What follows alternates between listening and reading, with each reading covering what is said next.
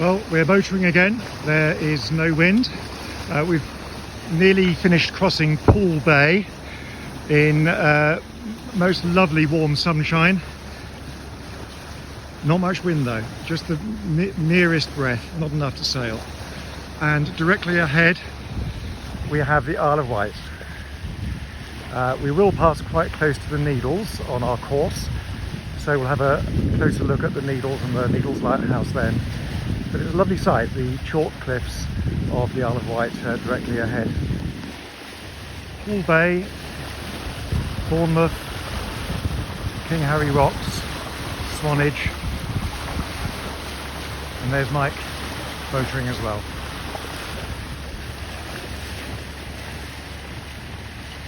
We were heading for Yarmouth on the Isle of Wight, but we've been making very fast progress. Again, because we knew we'd have to motor, we looked very carefully at the tidal stream atlas and made sure that we went with the tide. And so we're making over 8 knots and have been for a long time now. So we've decided that we're not going to Yarmouth, which was the original plan, Yarmouth and the Isle of Wight. We're going to head for Cowes, to Cowes Yacht Haven. And that's about another 9 or 10 miles. And we're looking forward to spending the night there. And then after that, it will be a shorter hop to Brighton than it would have been from Yarmouth. So things have worked out pretty well for us.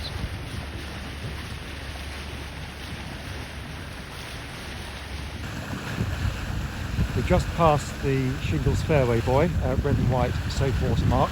That's the buoy we've been heading at since we left Weymouth.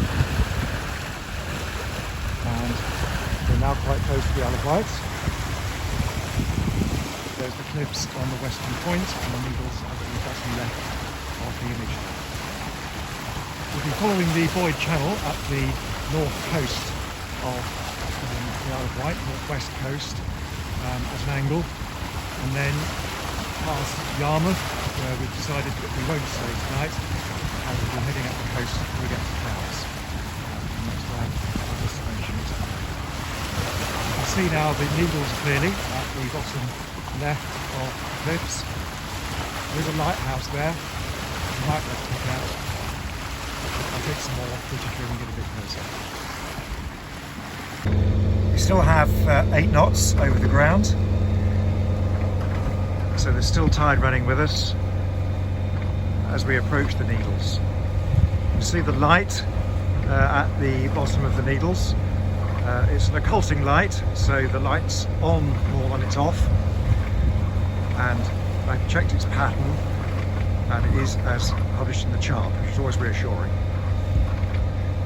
Seems to be going by day. Probably goes all the time now.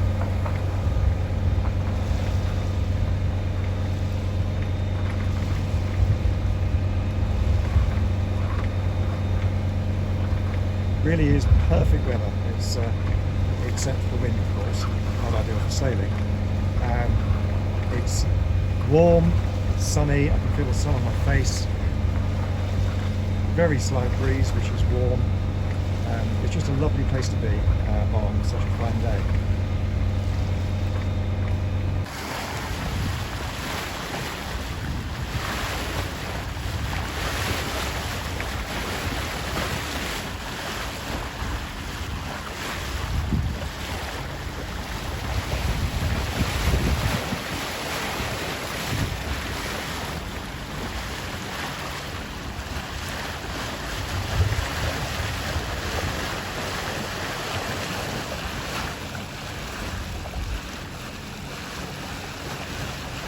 I'm getting a bit close now, so I think I'll turn to port to get back into the marked channel. You might be able to see on the sea just ahead of the Needles, a little bit of disturbance. That will be the tidal overfalls from the Needles, but because there's so little wind, we'll have it.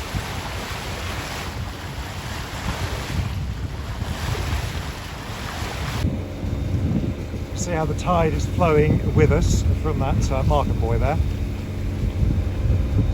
and get a better view now of the Overfalls. There's a tourist boat inland right now. You see the small white horses that suddenly start in a straight line where the current leads them slightly choppy, not too bad. It's quite dangerous to be in this kind of situation if there's a little wind, but today it's very not at all. Very close now to the lighthouse. Just again, I think.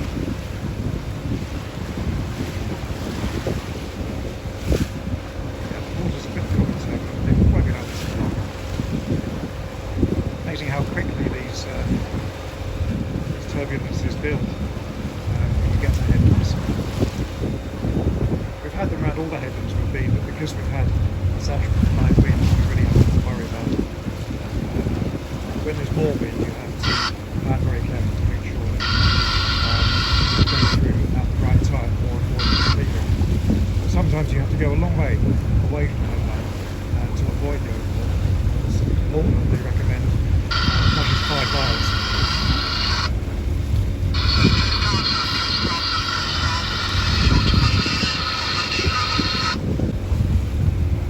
View of the other side of the Needles and the lighthouse now.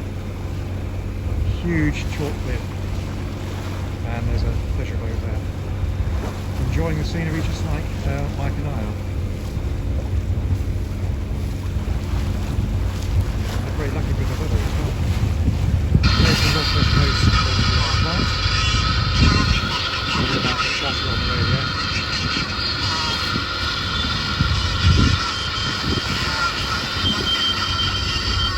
This is Alum Bay, where the pleasure boat is going now. That's where all the coloured sands come from, famous coloured sands. And I've just been listening to the VHF channel 16 on the ship's radio. It comes much more clearly than on the handheld. And all the talk is a boat which has a fire, a yacht which has a fire aboard. So he's been speaking to the Coast Guard about that. He sounds a bit panicky, as you might imagine. So a lovely day for him has been ruined, isn't it? We're getting towards the narrowest part of the East Solent now, and the tide really is flowing strongly, as you can see. This big boy here, this green boy. You can smell the Warden boy.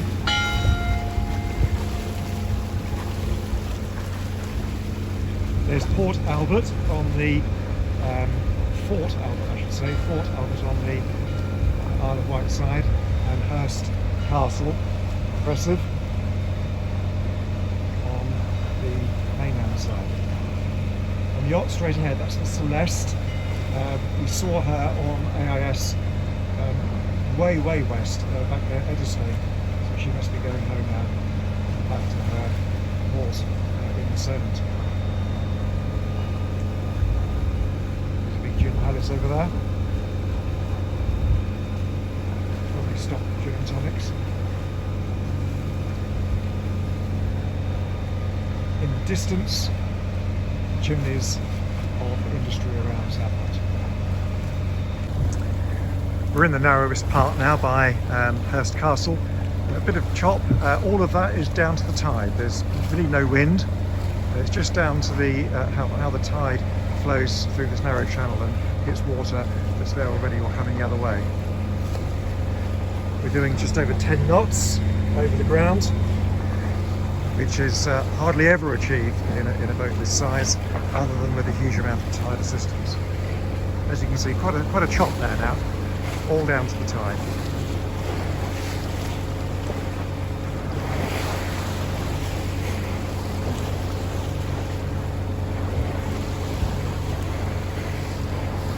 Once we get past this, it will be smooth again.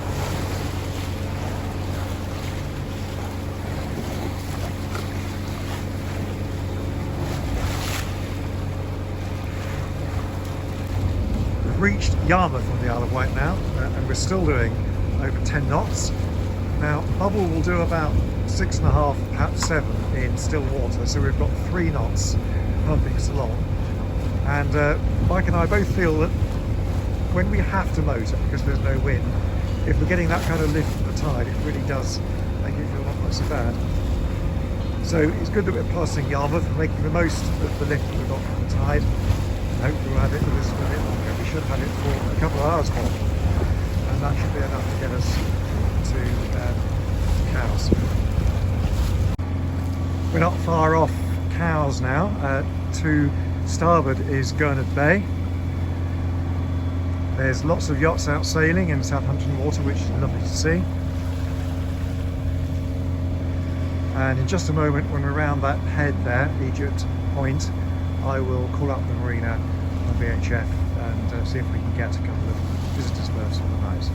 Just staying one night, then we're on to Brighton after that.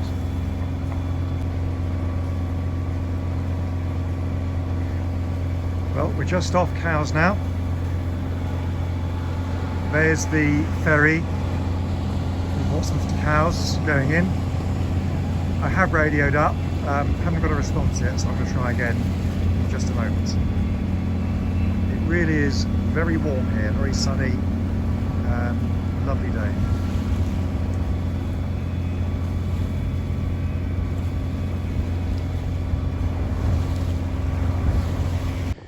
Here we are, safely berthed at Cowes Haven Marina in the Isle of Wight.